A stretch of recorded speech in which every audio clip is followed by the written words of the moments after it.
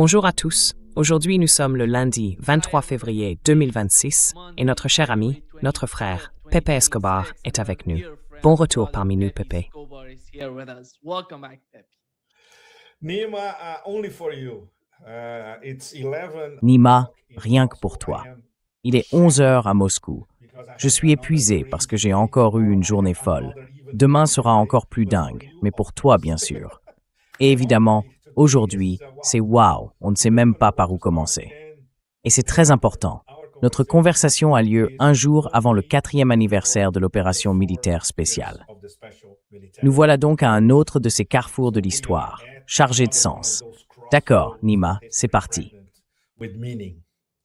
Okay, Nima, let's rock and roll. Exactement. Commençons. Merci d'appuyer sur le bouton j'aime pour nous aider à toucher davantage de personnes. Pepe, permettez-moi de commencer par ce qui se passe en Asie occidentale, au Moyen-Orient. L'escalade en cours, la manière dont Donald Trump a envoyé tout ce qu'il pouvait dans la région. Et l'Iran, d'un côté, est prêt. Les États-Unis sont prêts. Les ambassades de pays étrangers demandent à leurs ressortissants de quitter l'Iran. Quelle est votre évaluation? Quelle est votre compréhension de la situation actuelle?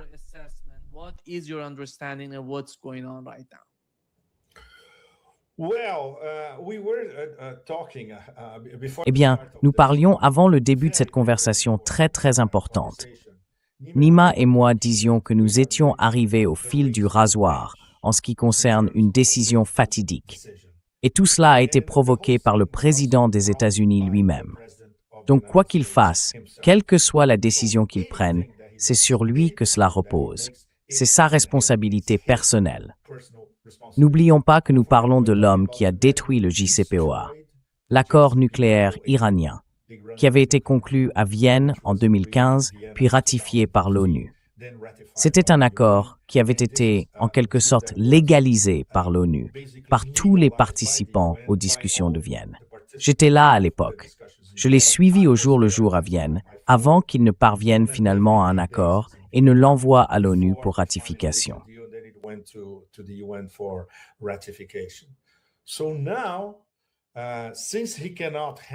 Alors maintenant, puisqu'il ne peut pas obtenir l'accord qu'il souhaite, qui est en gros une capitulation de l'Iran, voilà où nous en sommes en cette semaine décisive. Il pourrait y avoir un dernier bar du salut jeudi à Genève. Nous savons tous que cela va commencer dans des conditions très tendues, car Trump a essentiellement lancé un nouvel ultimatum à Téhéran. Un peu plus de 72 heures, disons-le ainsi, Max. Et bien sûr, il veut une capitulation. Les diplomates iraniens, avec le vice-ministre des Affaires étrangères, Araghchi, en première ligne, ne cessent de répéter aussi poliment que possible. Nous sommes ouverts à une discussion diplomatique adulte. Et nous pourrions envisager certaines concessions concernant uniquement le programme nucléaire iranien. Rien à voir avec le programme de missiles balistiques, ni avec le soutien à l'axe de la résistance.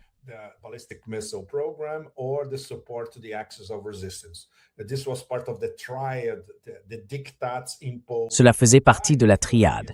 Les dictats imposés, bien sûr, par Israël et par Trump 2.0. Donc, quoi qu'il arrive après ce dernier saloon de la dernière chance à Genève, la décision, selon beaucoup de nos proches amis et d'analystes indépendants, avec des échos venant de Washington et d'ailleurs, est que la décision d'attaquer l'Iran, même si nous ne savons toujours pas comment, a déjà été prise. Nous en sommes donc maintenant à l'étape du comment. Cela signifie comment cette immense armada, qui bien sûr, comme la bande de lâches qu'ils sont, ne se trouve pas dans le golfe Persique, ni dans la mer d'Oman, mais très loin, dans la mer d'Arabie, non loin des côtes pakistanaises au nord, va-t-elle être utilisée? Pour faire quoi?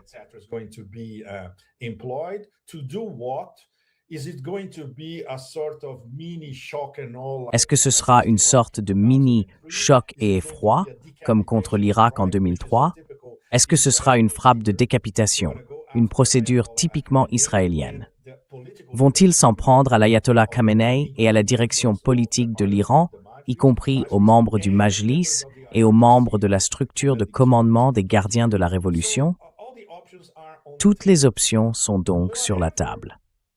Quelle que soit la décision de Neil Caligula, le champion incontesté des tarifs dans le monde, il est pris entre le marteau et l'enclume.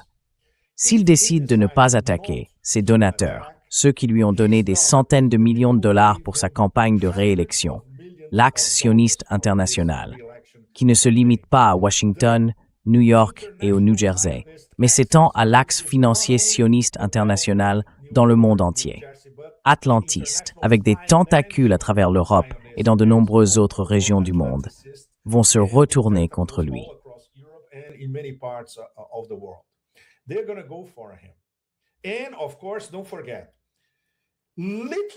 Et bien sûr, n'oubliez pas que pratiquement tous les acteurs du complexe militaro-industriel veulent cette attaque contre l'Iran. C'est ainsi que fonctionne Washington et le système. Dans la ceinture de la capitale, à Washington, dans le Maryland, en Virginie et au sein même du complexe militaro-industriel. Cela inclut tout le monde, les fabricants d'armes, la CIA, le Pentagone, toutes ces agences de renseignement aux acronymes multiples, les médias, les think tanks, le monde universitaire, pratiquement tout le monde. Ils sont favorables, non seulement depuis le début de Trump 2.0, mais depuis 47 ans, à attaquons et débarrassons-nous des mollahs, selon leur manière très puérile, typique et stupide de le formuler. Donc s'il envisage sérieusement de ne pas attaquer, il est minoritaire, même en tant que président, même avec le pouvoir de, vous savez, comme un ancien César, simplement dire « c'est fini ».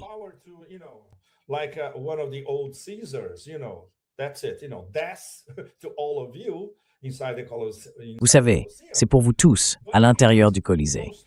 Mais il est contraint, limité, et sa marge de manœuvre est pratiquement nulle. Même si nous avons, comme c'est le cas, quelques personnes avec un QI supérieur à la température ambiante au Pentagone, surtout parce qu'elles ont simulé tous les scénarios en cas d'attaque contre l'Iran et en cas de riposte iranienne dévastatrice, tout est pris en compte. Attaque contre les bases militaires américaines dans tout l'Ouest asiatique. Blocage du détroit d'Ormuz de différentes manières. Vous voyez le tableau. Une riposte directe contre Israël serait bien plus dévastatrice que pendant la guerre de 12 jours, etc. Pourtant, son instinct peut lui dire que ce serait un suicide politique, à supposer qu'il écoute les voix de la raison. Nous ne pouvons pas compter sur ces voix de la raison dans son cercle rapproché. We cannot count these voices of reason inside his inner circle. As you know, Nima, and our audience, most of you know. Comme tu le sais, Nima, et comme notre public le sait aussi, c'est une bande de fonctionnaires extrêmement médiocres. La grande majorité, des méga-sionistes, des colporteurs de fausses nouvelles sur tout ce qui se passe en Iran. Ils ne sont jamais allés en Iran. Ils ne connaissent rien à l'Iran, sans parler de la culture perse, de l'histoire perse, et ainsi de suite. Donc, évidemment, quand on a autour de soi une chambre d'écho aussi servile, on ne peut pas prendre de décision éclairée. Et si l'on ajoute à tout cela, ce qui est déjà beaucoup, le fait que ce type ne lit rien, pas même les rapports de renseignement, ne lit pas de livres, ne lit pas du tout. C'est évident, il ne regarde que Fox News, et la formule la plus percutante est la seule qui reste dans son esprit pendant peut-être 5 secondes.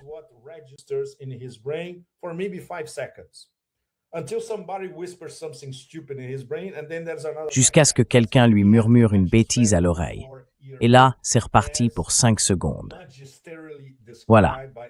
Il a la capacité d'attention d'un enfant de 4 ans, comme l'a magistralement décrit notre ami Jeffrey Sachs. Alors, comment un personnage pareil peut-il prendre une décision éclairée à propos d'une guerre qui, si elle est déclenchée, même s'il s'agit d'une frappe limitée, localisée ou autre, risque d'embraser tout le Moyen-Orient et au-delà à travers le Sud global? Et tu sais, s'il fallait une cerise sur ce gâteau incandescent et explosif, il lancerait une guerre contre 3 membres des BRICS en même temps.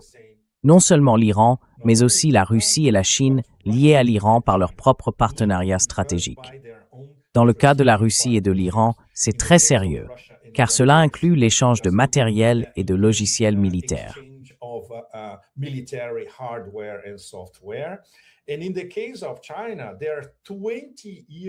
Et dans le cas de la Chine, il existe un partenariat stratégique de 20 ans, d'une valeur d'au moins 450 milliards de dollars. car pour la Chine, l'Iran relève de la sécurité nationale. En tant que l'un de ses principaux fournisseurs d'énergie et acteur clé des nouvelles routes de la soie et des corridors de connectivité Est-Ouest à travers l'Eurasie. La plupart de ces routes passent par l'Iran, y compris la nouvelle que les Chinois promeuvent et sont prêts à financer. Car, une fois encore, tout ce qui traverse la Russie est bloqué par les sanctions. Les entreprises chinoises, par exemple, ne peuvent pas utiliser la route transsibérienne en raison des sanctions sur les déplacements à travers le territoire russe. La meilleure option suivante, déjà utilisée, passe par le Kazakhstan, l'Ouzbékistan, le Turkménistan, l'Iran, puis la Turquie, jusqu'à l'Europe. C'est une variante du corridor du Nord. Et il existe d'autres également.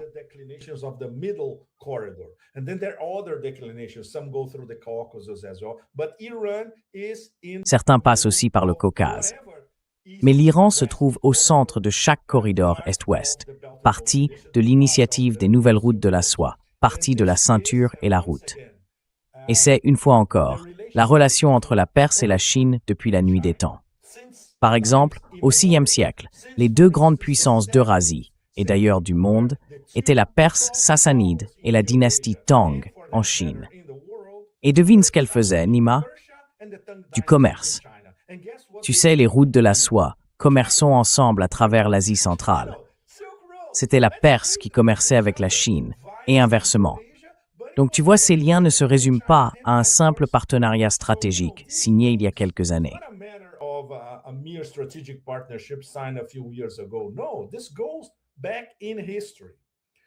Non, cela remonte dans l'histoire. La Chine soutiendra donc l'Iran à plusieurs niveaux.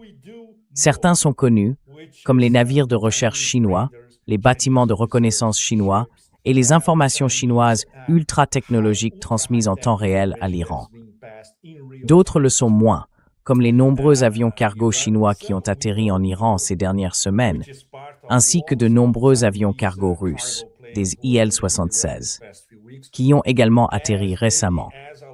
Sur le plan diplomatique, bien sûr, ils sont soutenus. Dans le cadre des BRICS, ils sont soutenus.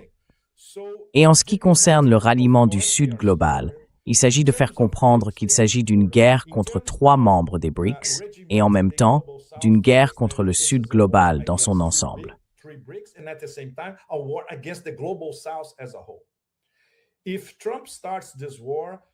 Si Trump déclenche cette guerre, ce sera l'aboutissement de la guerre menée par la nouvelle administration américaine, hybride ou autre, y compris une guerre ouverte, contre le Sud global, contre les BRICS. Dans ce cas, c'est une guerre contre 3 BRICS, voire 4, si l'on compte l'Inde, car il s'agit d'une guerre contre le peuple russe, contre le corridor de connectivité Iran-Inde, et pas seulement contre la nouvelle route de la soie chinoise.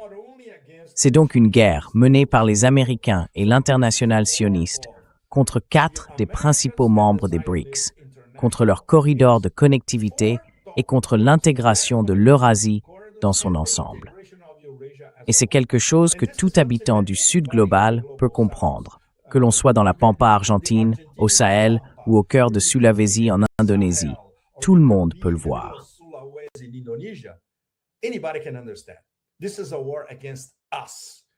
C'est une guerre contre nous, le Sud global.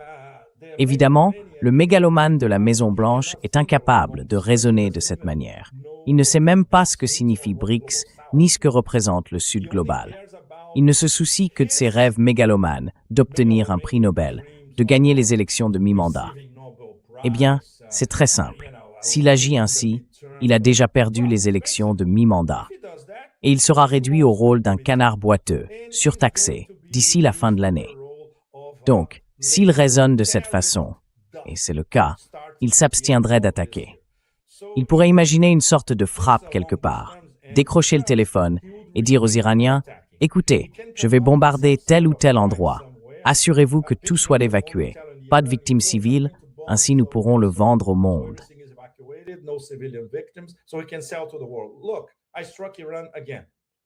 Écoutez, j'ai encore frappé l'Iran. Vous vous souvenez qu'il avait déjà frappé l'Iran? Il a dit « Nous avons anéanti leur programme nucléaire. » Super fake news, parce que maintenant il veut attaquer l'Iran et le bombarder à nouveau, à cause du même programme nucléaire qui était censé avoir été anéanti dès le départ. Vous savez, c'est normal. Ça ressemble à un cirque quand je vous explique comment ça fonctionne, mais c'est bien un cirque. C'est un cirque de récits mensongers qui se chevauchent. Mais maintenant, au milieu de tout cet enchevêtrement de faux récits, il y a cette décision sur le fil du rasoir. Quelle que soit sa décision, les conséquences seront inquiétantes.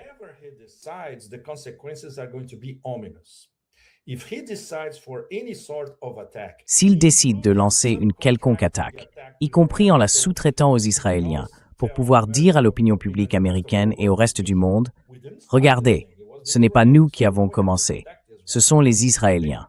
Donc maintenant, nous devons protéger Israël. » Ils envisagent en réalité aussi cette manœuvre. Peu importe, car la riposte de l'Iran viendra. Le soutien de la Russie et de la Chine à l'Iran sera là. Et il ne peut pas tromper tout le Sud global en même temps. Voilà où nous en sommes, Nima. D'accord. Chaque semaine, nous disons que nous sommes à un carrefour. Mais cette fois, c'est du sérieux, car cette décision déterminera ce qui va se passer désormais sur le principal champ de bataille. Et le principal champ de bataille est clair depuis un certain temps déjà. L'adversaire principal de l'empire du chaos, du pillage, des grèves permanentes, des fausses nouvelles, et ainsi de suite, c'est la Chine.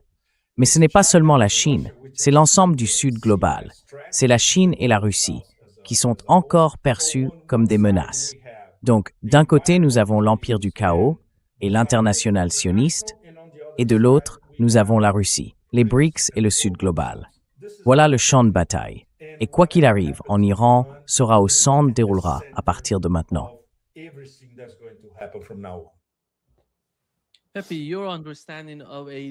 Pepe, ta compréhension d'une attaque limitée contre l'Iran, penses-tu que ce soit possible, d'après ce que tu vois en ce moment? Donald Trump, une attaque limitée contre l'Iran. Il a dit que l'Axe est, je crois, l'un des plus... Tu sais, je ne crois rien de ce que fait l'Axe.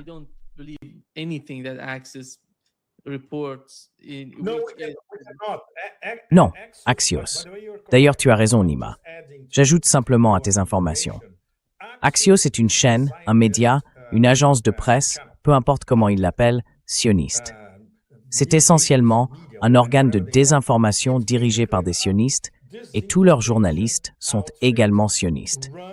Donc on ne peut pas faire confiance à ce qu'ils disent ou publient, ni à quoi que ce soit qui fuite, car cela fuit des sionistes vers des sionistes, puis est diffusé par des sionistes. On ne peut donc pas leur faire confiance. C'est simple.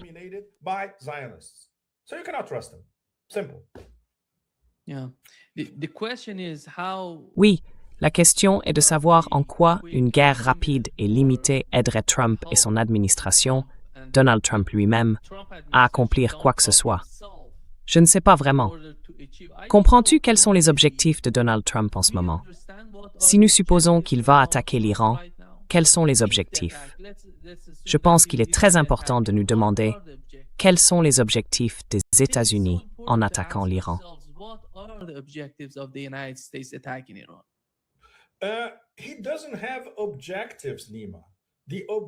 Il n'a pas d'objectif, Nima. Les objectifs sont ceux des sionistes. Et il n'y a qu'un seul objectif sioniste vis-à-vis de l'Iran, écraser l'Iran en tant que puissance régionale en Asie de l'Ouest. Point final. Il n'y a rien d'autre. Si tu regardes ce qui vient de Tel Aviv, des politiciens israéliens, de personnages absolument épouvantables comme Huckabee, qui dit maintenant ce que les sionistes les plus radicaux ont toujours dit, en fait, tu sais, il a complètement vendu la mèche.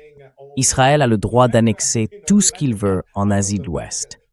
Et c'est un fichu Américain qui dit ça, un fichu politicien américain employé par le président des États-Unis, à qui il doit des faveurs.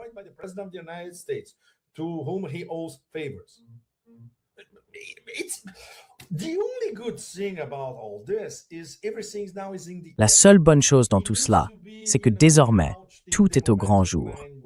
Avant, c'était enveloppé dans un langage diplomatique, ou dans des vœux pieux, ou enfoui dans un petit passage au milieu d'une interview.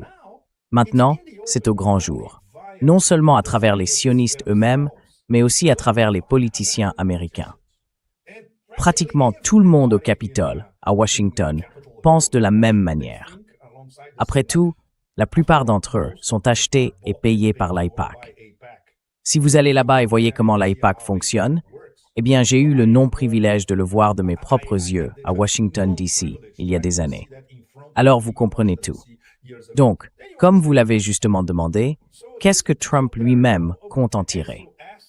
Rien. What does Trump himself plan to get out of it? Nothing. And in terms of American Et en ce qui concerne la sécurité américaine, les intérêts nationaux des États-Unis d'Amérique vont être extrêmement contre-productifs, car ils vont se mettre à dos la majeure partie des terres de l'islam. Il va avoir une grande partie du monde arabe, même ces pantins qui se font passer pour des dirigeants à travers le monde arabe, contre lui. Et certains d'entre eux ont déjà dit « Ne faites rien, sinon vous allez embraser toute la région ». Il va aussi avoir le Sud global contre lui, sans parler des deux principales puissances de ce Sud global, la Russie et la Chine.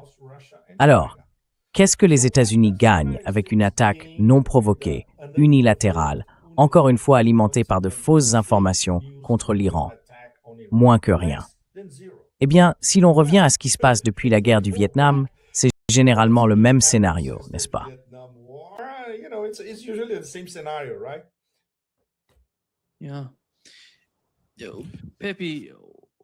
Oui, Pepe, le ministre iranien des Affaires étrangères, estime qu'il est en train de négocier avec les États-Unis. Et il a déclaré récemment, dans sa dernière interview, que la seule question à négocier est le programme nucléaire iranien. L'Iran ne négociera pas sur ses missiles balistiques, ni sur son soutien aux actes de résistance. D'un autre côté, il a dit en Iran, « Je vais faire mon travail ». Il a dit à l'armée, « Vous allez faire votre travail. Ne vous inquiétez pas, l'Usturing West Fav. Vous devez être Boothbergens and Siebkis. »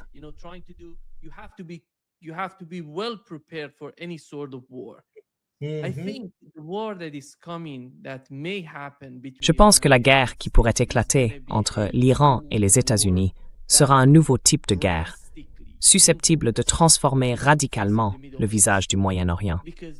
Car ce n'est pas seulement une guerre entre l'Iran et les États-Unis. Israël serait plus qu'heureux de voir cette guerre se produire. Après tout, si cela arrive, Netanyahou réaliserait quelque chose qu'il souhaite depuis toujours. Il a toujours voulu ce genre de guerre. Mais nous savons que l'Asie occidentale d'aujourd'hui, le Moyen-Orient d'aujourd'hui, est totalement différent de ce qu'il était avant le 7 octobre. Parce qu'en ce moment, comme tu l'as mentionné, Mike Huckabee vient de dire que tout le Moyen-Orient deviendra Israël.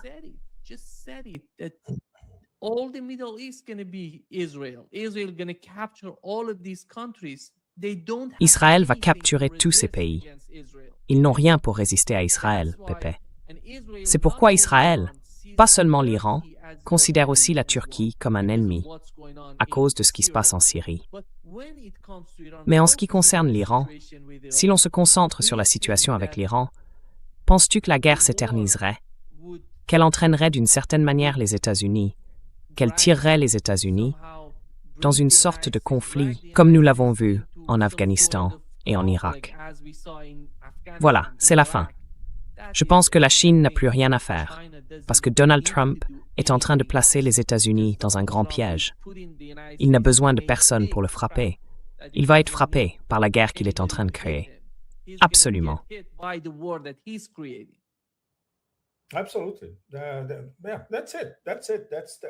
C'est ça, c'est le cœur de notre conversation. Il n'y a aucun gain en matière de sécurité nationale pour les États-Unis. Il n'y a même aucun avantage pour lui personnellement, car il va perdre les élections de mi-mandat et devenir un président impuissant s'il déclenche cette guerre.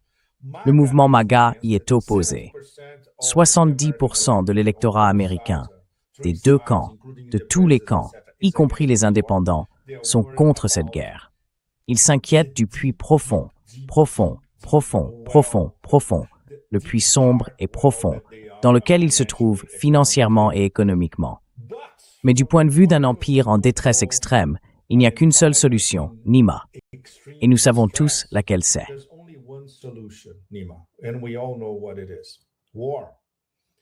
A war that might La guerre. Une guerre qui pourrait reconfigurer l'échiquier sur les plans financiers, économiques et politiques. Avec bien sûr des résultats inattendus, mais un bouleversement tout de même.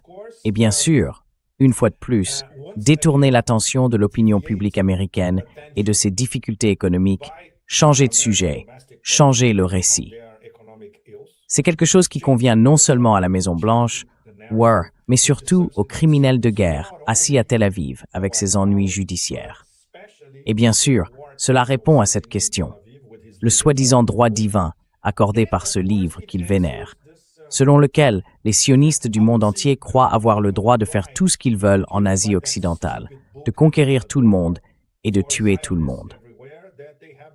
What they want in West Asia, conquer everybody and kill everybody, because everybody, after all, is Amalek. Parce qu'après tout le monde est un Malek. Ce sont les seuls qui aient le droit de régner sur l'humanité si possible. Ils ne peuvent pas régner sur l'Amérique latine, l'Afrique, l'Asie du Sud-Est, l'Asie, la Chine ou l'Inde. Mais ils peuvent régner sur l'Occident, ce qu'ils font déjà, dans une certaine mesure. C'est pathétique. C'est pathétique. Je ne perds plus mon temps dans des débats philosophiques sur le sionisme. C'est une perte de temps. Tout le monde sait ce qu'il recherche. Maintenant, c'est au grand jour. Et comme ils dirigent la machine gouvernementale aux États-Unis, peu importe qui est au pouvoir, ils peuvent s'en tirer.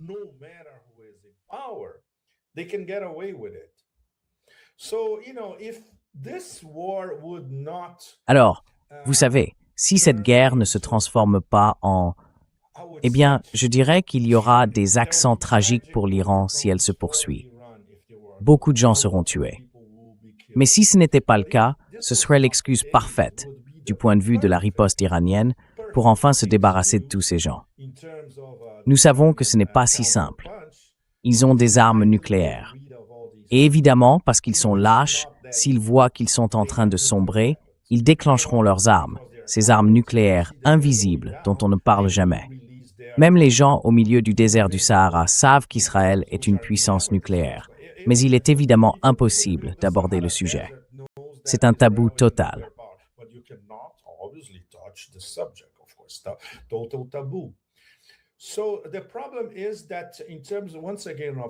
Le problème, c'est qu'une fois de plus, en termes de souffrance humaine, la souffrance humaine pour l'Iran et pour les populations de toute l'Asie de l'Ouest, cela va être insupportable. Mais ce pourrait être le prix à payer pour infliger une leçon définitive aux sionistes, une fois encore. Nima, soyons réalistes, nous savons tous que ce n'est pas si simple, mais cela pourrait être le prélude à quelque chose de bien plus grand par la suite. Bien sûr, ils ont besoin d'une correction par l'histoire. Non seulement à cause du terrible karma qu'ils ont accumulé, surtout au cours de ces 2 dernières années et demie environ, en commettant un génocide et en s'en tirant impunément. En termes de mauvais karma sur le plan historique, cela figure parmi les pires excès que nous ayons vus à travers l'histoire.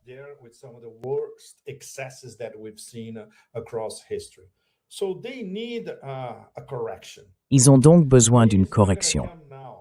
Peut-être qu'elle ne viendra pas maintenant, mais cela pourrait être le préambule d'une correction bien plus importante plus tard. Et nous savons qu'elle ne viendra pas de ces nations arabes pathétiques, dirigées par, vous savez, des gangsters comme MBZ aux Émirats arabes unis. Elle ne viendra pas de ces gens-là. Elle devra venir d'Iran et de l'axe de la résistance dans son ensemble. Même maintenant, ils sont affaiblis, ils sont mis à l'épreuve, ils se remettent encore, mais ils peuvent encore frapper fort. Et si cette guerre éclate dans les prochains jours, nous pourrions avoir un aperçu de la puissance de leur frappe à l'heure actuelle.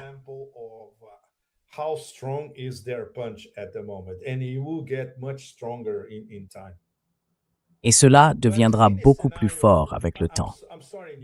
Mais dans n'importe quel scénario, je suis désolé Nima, je me sens très déprimé par la situation générale de l'Europe.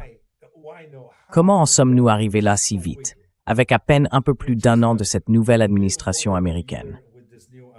Bien sûr, au début, on pouvait soupçonner que cela arriverait, mais seulement après un certain temps, peut-être vers la fin de son mandat. Non, cela se produit dès le début, dès le tout début. il nous reste encore 3 ans de ce système à la tête des États-Unis. Et même si c'est un système en fin de course, il restera très très dangereux pendant les 2 dernières années.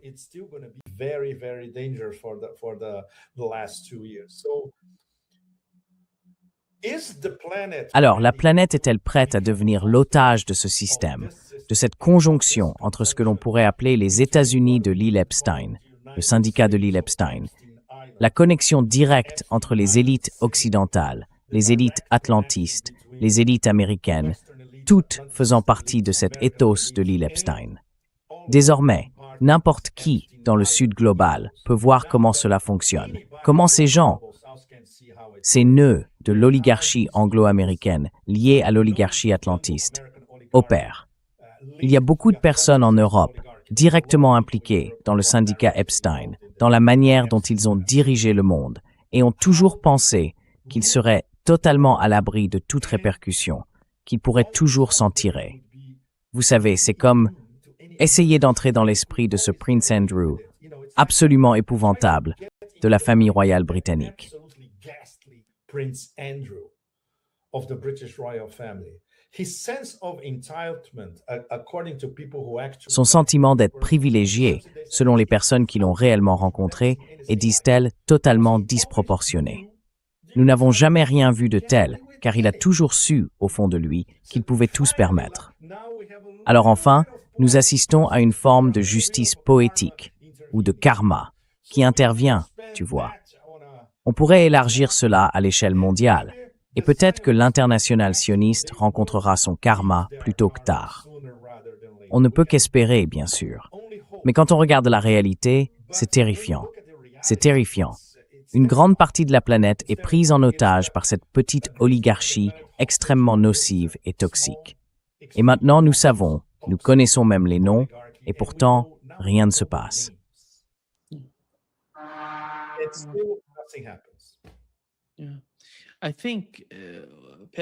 Oui, je pense, Pepe, que lorsqu'il s'agit de la guerre avec l'Iran, nous devons prendre en compte quelle serait la réaction, non seulement de l'Iran, mais aussi d'autres pays. Tu sais, l'axe de la résistance, je parle du Yémen, de l'Irak, et de la manière dont ils vont participer, dont ils vont s'impliquer dans la guerre. Oui, parce que si nous partons du principe que Donald Trump et les États-Unis seuls vont attaquer l'Iran, ce serait une sorte d'affrontement entre l'Iran et les États-Unis. Mais l'Iran a déclaré qu'il considérait Israël comme la principale cible si l'attaque avait lieu, et cela impliquerait Israël dans la guerre. Et ensuite, l'axe de la résistance entrerait en jeu, à mon avis. Alors, comment vois-tu le détroit d'Ormuz et le Bab el-Mandeb? Ce sont 2 corridors importants, 2 lieux essentiels pour l'énergie mondiale et l'économie mondiale. Comment vois-tu cela évoluer dans l'ensemble de la situation?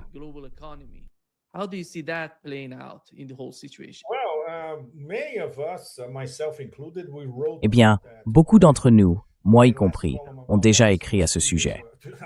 Ma dernière chronique sur le sujet, je crois, remonte à 2 ou 3 semaines.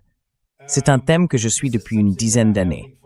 Lorsque j'ai parlé à des traders du Golfe Persique, j'ai également échangé avec d'anciens officiers de haut rang, retraités, d'avant la CIA. Nous avons discuté des prévisions des investisseurs de Goldman Sachs, des spécialistes des produits dérivés et des corrections apportées aux chiffres.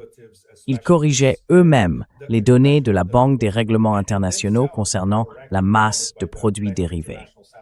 Et tout le monde savait que ces discussions avaient lieu en 2017, 2018, 2019. Elles impliquaient beaucoup de monde. Parfois, vous savez, quelqu'un comme Zoltan Pozsar de Credit Suisse abordait directement le sujet dans ses lettres aux abonnés.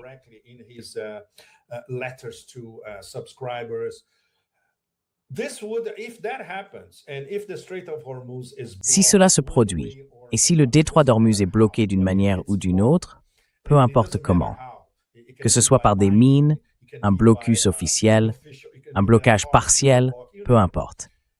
Cela fera imploser l'économie mondiale, surtout à cause de cette montagne de produits dérivés dont les montants se chiffrent en quadrillions. Ils ne se chiffrent pas en trillions, comme l'avait calculé la Banque des règlements internationaux il y a près de 10 ans. Donc, si Donald Trump déclenche cette guerre, Et si le détroit d'Ormuz est bloqué d'une manière ou d'une autre, peu importe comment, il sera responsable de l'effondrement de l'économie mondiale. Point final. De toute évidence, ce n'est pas ce qu'il a en tête, car il n'a personne autour de lui, seulement des courtisans pour le lui dire.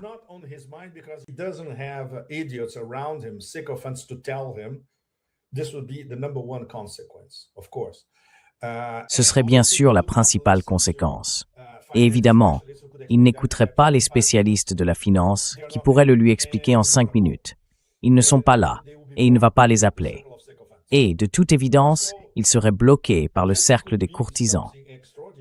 Cela pourrait donc être quelque chose d'extraordinaire.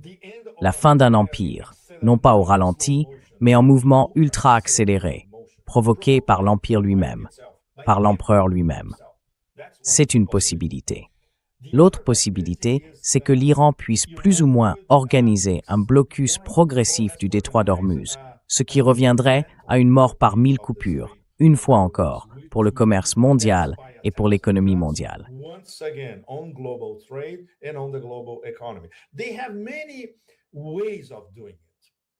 Ils ont de nombreuses façons de le faire, de nombreuses techniques. Le calendrier, ils peuvent, tu sais, en modifier le rythme. Donc l'initiative revient une fois de plus à l'Iran. Et selon le type d'attaque, si c'est une frappe éclair, une frappe de type choc et effroi ou une frappe de décapitation, ils ont des scénarios préparés pour toutes ces contre-attaques, tu vois. Et cela se voit, Nima, non seulement dans la manière dont Arakchi s'exprime, sûr de lui, imperturbable, calme, posé, calculateur. L'armée iranienne, les adjoints du CGRI, tout le monde semble assez confiant, comme pour dire « Regarde, nous avons tout gagné, nous sommes prêts, nous savons ce qui nous attend. »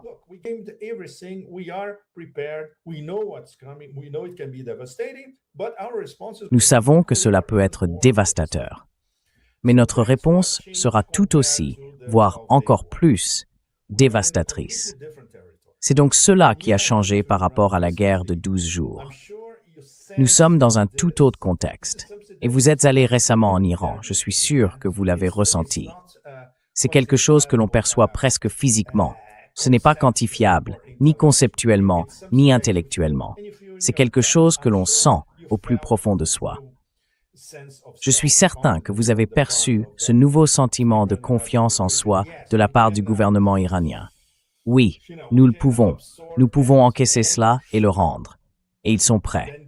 Maintenant, je vous le demande. Avez-vous ressenti cela lorsque vous étiez en Iran il y a seulement quelques jours?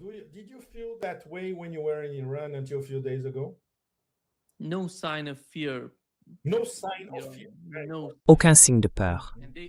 Aucun signe de peur. Aucun signe de peur. Et ils sont tous préparés. Et tu sais, quand j'étais en Iran, ils parlaient de ces deltas, tu sais, les forces spéciales qui sont allées au Venezuela et toutes ces absurdités. Ces forces delta, si elles viennent en Iran, elles seront écrasées. Ils n'ont aucune idée de ce à quoi ils feraient face en Iran. Mais Pépé, la culture iranienne est si profonde que beaucoup de gens en Occident ne comprennent pas ce que c'est. Même ceux qui n'ont pas vécu en Iran depuis de très nombreuses années, comme moi. Je suis à l'extérieur de l'Iran depuis plus de 15 ans. Oui, 15 ans. L'Iran vit en toi. Peu importe si tu n'es pas en Iran, l'Iran vit en toi. Et quand tu vas en Iran et que tu parles avec ces gens, tu vois la confiance.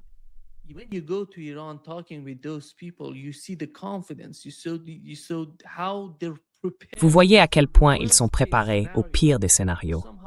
Vous êtes impressionné par le courage de ces gens et par la clarté avec laquelle ils savent ce qu'ils vont affronter. Ils savent à quel point les États-Unis sont puissants. Ils ne l'ignorent pas. Ils ne disent pas que les États-Unis ne sont rien, un tigre de papier. Non. Ils disent que les États-Unis sont puissants et que nous répondrons avec encore plus de force s'ils nous attaquent. C'est ainsi qu'ils voient les choses. Ils ne cherchent pas à diminuer les États-Unis. Ils disent « Nous répondrons selon nos capacités ». Et je pense que l'Iran est totalement prêt. On ne perçoit aucune fragilité, aucune peur dans l'esprit des personnes avec qui j'ai parlé. Et je pense que ce sera une catastrophe pour les États-Unis. Vraiment. That's going to be a disaster for the United States. It doesn't matter how devastating the war could be for Iran. Peu importe à quel point la guerre pourrait être dévastatrice pour l'Iran, l'Iran va survivre. L'Iran sortira de cette guerre et les États-Unis ne pourront pas la gagner. Cette guerre est à sens unique. L'Iran se bat pour sa survie, tandis que les États-Unis mènent simplement une guerre de choix. Les États-Unis servent de proxy à Israël dans ce conflit, et l'Iran comprend parfaitement la situation. C'est pourquoi l'Iran ira jusqu'au bout pour vaincre les États-Unis. Et ils vont le faire. Je crois qu'ils vont le faire. Je ne sais pas ce que l'administration Trump comprend, car ces gens n'ont pas l'état d'esprit d'une guerre continue.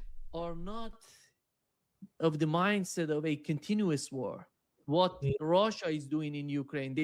que la Russie fait en Ukraine, ils pensent qu'ils vont réussir à s'y imposer. Ce qu'ils ont fait au Venezuela, ils pensent la même chose. Je suis vraiment stupéfait par ce genre d'ignorance, vous savez, au sein de l'administration Trump, de croire qu'ils peuvent simplement bombarder l'Iran et le faire capituler. L'Iran ne capitulera pas. L'Iran a combattu les États-Unis pendant 8 ans de guerre contre l'Irak. À l'époque, l'Iran était très faible, car c'était juste après la Révolution, il n'y avait rien. Et pourtant, l'Iran a combattu pendant 8 ans. Ils ont perdu beaucoup de jeunes dans cette guerre. Et ce n'était pas seulement les États-Unis. L'Union soviétique et les Européens étaient tous unis contre l'Iran dans ce conflit.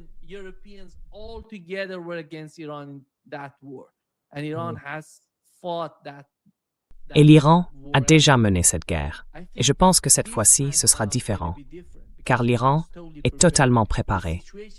La situation ne sera pas la même qu'auparavant. La Russie et la Chine savent qui est l'ennemi, et c'est la principale raison de ce type de conflit contre l'Iran. Cela pourrait faire partie d'un agenda américain derrière tout cela, car nous savons ce qui est en train de se dessiner à l'Est en ce qui concerne les BRICS, et à quel point cela pourrait être extrêmement problématique pour les États-Unis et leur avenir. S'ils pensent qu'un tel conflit peut les sauver, peut ramener des emplois aux États-Unis, c'est totalement faux. Je pense que c'est une erreur fatale de la part de l'administration Trump. C'est mon sentiment à ce sujet.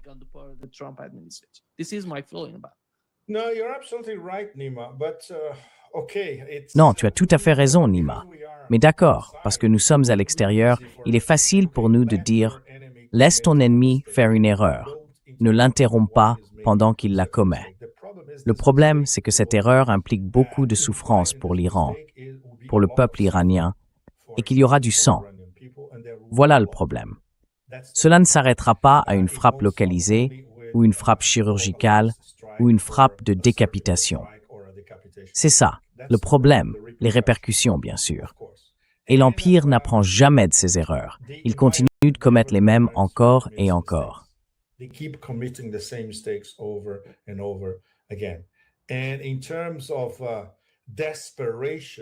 Et en termes de désespoir ou de diversion, il nous faut une guerre pour changer le récit, afin de détourner l'attention de l'effondrement imminent de toutes nos bulles, ce qui va se produire tôt ou tard, et de la dette impayable des États-Unis. Eh bien, les répercussions seront là, et ils en paieront le prix. Le problème, c'est que d'autres en paieront aussi le prix. Nima, il nous reste 10 minutes. J'aimerais conclure notre conversation sur une note plus positive, et, comme le disent nos amis chinois, de manière plus propice. Au lieu de parler de guerre, parlons de ce que font l'Iran et l'Eurasie. Et cela nous amène à « Tu l'as vu. Tu m'as dit que tu l'avais vu. »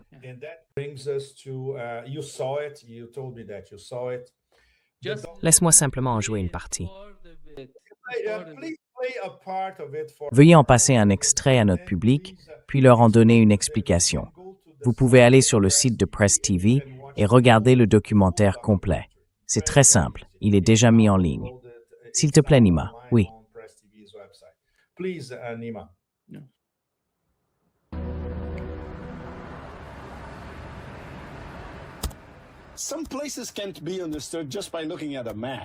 Certains lieux ne peuvent pas être compris simplement en regardant une carte. Il faut les parcourir, respirer leur air, écouter les signes cachés dans leur silence. L'Iran est l'un de ces lieux. Je suis Pepe Escobar, analyste géopolitique. Depuis des décennies, j'ai suivi d'innombrables pistes où le pouvoir se déplace, de l'ouest vers l'est. Mais aucune terre n'a captivé mon esprit comme l'Iran, enraciné dans l'histoire, tout en se tournant sans cesse vers l'avenir. Une terre qui, une fois encore, pourrait bien réécrire les règles du jeu. Me voici donc à la recherche de quelque chose qui a été largement négligé et ignoré.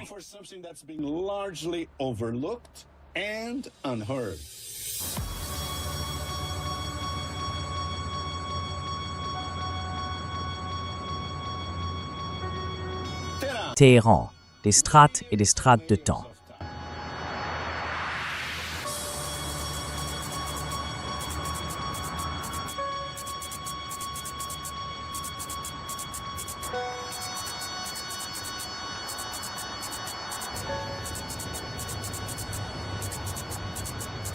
Il est impératif de pénétrer dans l'esprit de la prise de décision iranienne, là où les cartes se dessinent et où les pièces de l'échiquier se déplacent. Téhéran n'est pas seulement la capitale de l'Iran. Elle pourrait bientôt devenir la capitale d'un nouveau projet eurasien, situé quelque part entre Shanghai et Saint-Pétersbourg.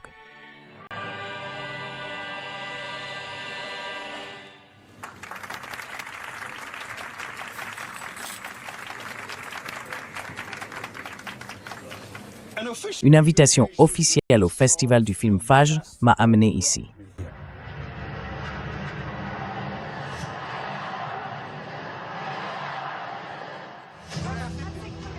Je suis analyste géopolitique. Je suis très connu en Occident, ainsi qu'en Russie. L'Iran est un pont ancien et inestimable entre l'Orient et l'Occident.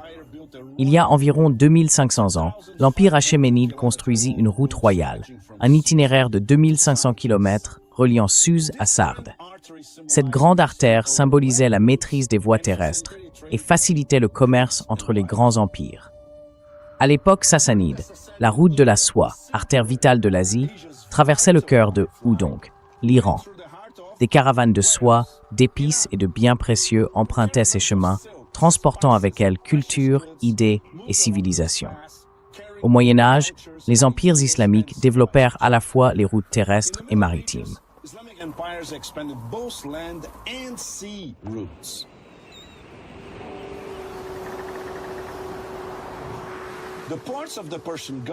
Les ports du golfe Persique et de la mer d'Oman sont devenus les portes de l'Iran vers le monde.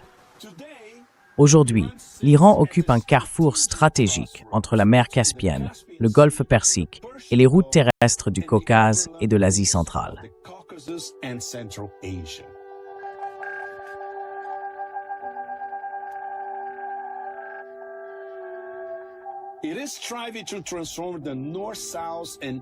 Il s'efforce de transformer les corridors nord-sud et est-ouest en puissantes artères interconnectées. Des routes qui transportent non seulement le commerce, mais aussi le poids changeant de la géopolitique régionale et mondiale. Eh bien, disons que c'est un peu l'entrée, où nous plantons le décor de notre voyage, car nous sommes allés jusqu'à la mer Caspienne, avons traversé l'Iran, rejoint le golfe Persique, la mer d'Oman, le port de Chabahar, pour finir à la frontière maritime entre l'Iran et le Pakistan. Pour vous tous, notre public, ce fut une aventure extraordinaire pour un étranger. N'oubliez pas, les Iraniens ont fait confiance à un étranger pour raconter l'histoire du corridor de connectivité le plus important de leur histoire moderne, celui qu'ils construisent avec les Russes et les Indiens, le corridor international de transport Nord-Sud.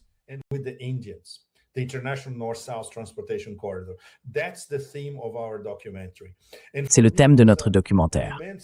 Pour moi, ce fut un immense honneur et une expérience très enrichissante. Ils m'ont demandé « De quoi avez-vous besoin ?» et m'ont attribué une équipe professionnelle absolument exceptionnelle. Nous avons littéralement voyagé ensemble partout. Et bien sûr, nous avions les autorisations nécessaires. Nous avions un accès complet. Nous pouvions parler aux autorités du port de Bandar Abbas, par exemple. Elles ont ouvert le port pour nous. À Chabahar, même chose. L'un des ports du futur. C'est donc fascinant pour vous tous de voir concrètement sur le terrain comment on construit un corridor de connectivité au XXIe siècle. C'est une expérience absolument remarquable, impliquant 3 BRICS, très importants, la Russie, l'Iran et l'Inde. Et cela se déroule en parallèle des nouvelles routes de la soie chinoises, bien sûr.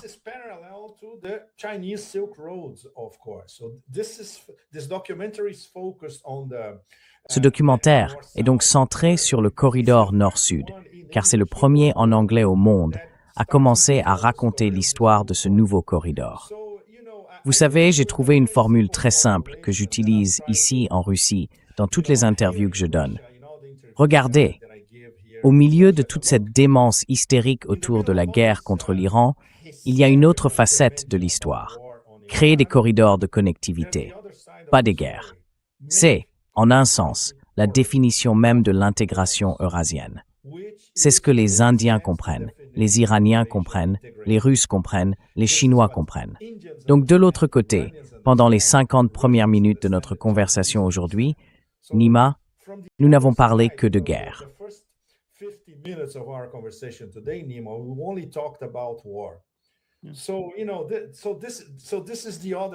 Voici donc l'autre versant de l'histoire. C'est ce qui se fait partout en Eurasie. Ils construisent des artères commerciales, des corridors de connectivité. Ils mettent en place des voies très très proches de l'esprit des anciennes routes de la soie, vous savez. Je suis passionné par les routes de la soie depuis longtemps. L'année dernière, je suis allé au Xinjiang pour réaliser un documentaire sur la route de la soie là-bas que nous sommes en train de monter. J'espère qu'il sera prêt d'ici 3 ou 4 mois. Et cela, en Iran, l'opportunité qu'ils m'ont donnée de faire cela, et je l'espère de toucher un public mondial avec notre documentaire. C'est en gros, vous vous souvenez des années 60, n'est-ce pas? Faites la paix, pas la guerre. Au XXe siècle, c'est créer de la connectivité, pas la guerre.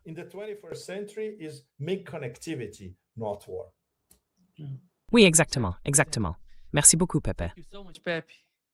Grande prazer, como sempre. Un grand plaisir, comme toujours. Un grand plaisir. Merci. Et merci de me laisser parler du documentaire. Et à vous tous, notre public, s'il vous plaît, vous pouvez trouver les liens sur ma chaîne Telegram. Je suis sûr que Nima va mettre en ligne les liens. Mais le moyen le plus simple, Je vais mettre le lien dans la description de cette vidéo. It's on Press TV, yeah. c'est sur Press TV. Oui, exactement.